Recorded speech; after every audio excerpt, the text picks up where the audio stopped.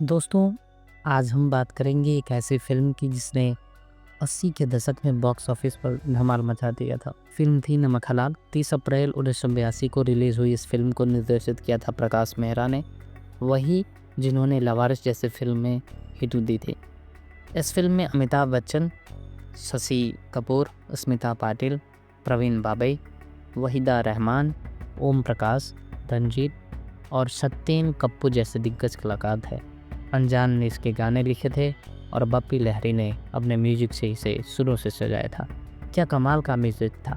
ये फिल्म 1982 की सबसे बड़ी ब्लॉकबस्टर थी और उस साल की सबसे ज़्यादा कमाई करने वाली फिल्म भी बनी। लवारिस की सक्सेस के बाद प्रकाश मेहरा ने नमक हलाल पर काम शुरू किया और अमिताभ बच्चन को अर्जुन सिंह के रोल के लिए पहले ही फाइनल कर लिया था।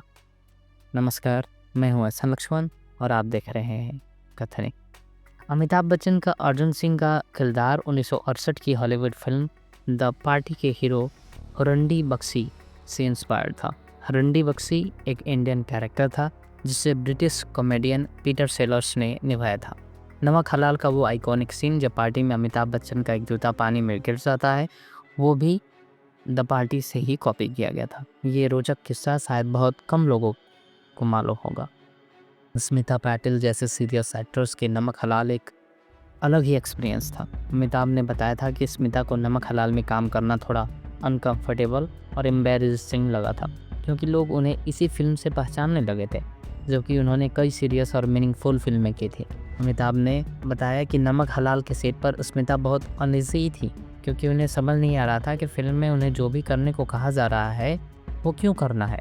अमिताभ के बहुत समझाने बुझाने पर स्मिता ने वो सब कुछ किया और सीने अच्छे निकल कर आए। स्मिता पाटिल की बायोग्राफी के लॉन्च के दौरान अमिताभ ने बताया था कि उनके साथ फिल्म करने की बात करें तो स्मिता ने वो चीज़ें की जो उनके स्वभाव के खिलाफ था। जैसे नमक हलाल में उन्हें अमिताभ के साथ रेन डांस करना था।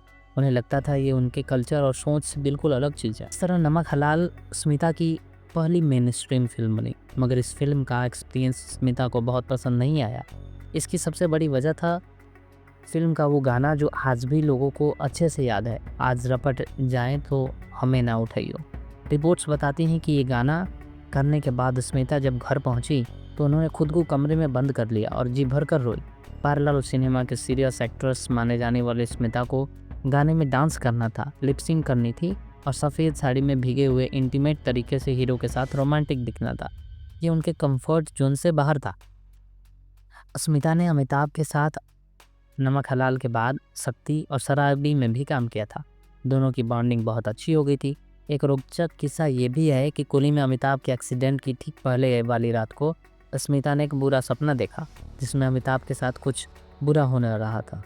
स्मिता ने रात 2 बजे अमिताभ को ये बताते हुए ध्यान रखने को कहा था, लेकिन अगले ही दिन अमिताभ का वो खतरनाक एक्सीडेंट हुआ जिससे उनकी जान पर बन आई थी। स्मिता को याद करते हुए अमिताभ ने कहा था कि मुझसे जब भी स्मिता के बारे में बोलने को कुछ कहा जाता है, मेरे पास शब्द कम पड़ जाते हैं। वो एक बेहद अलग तरीके से अपनी ज़िंदगी और खुद को हैंडल करते थे। मुझे उनके साथ काम करने का मौका मिला था। वो बड़ी सौम्य दिखती थी, लेकिन बहुत स्ट्रॉन्ग वुमन भी थी। वो अपनी फिल्मों की तरफ ही नहीं बल्कि अपने विचारों की तरफ भी बहुत कमिटेड थी।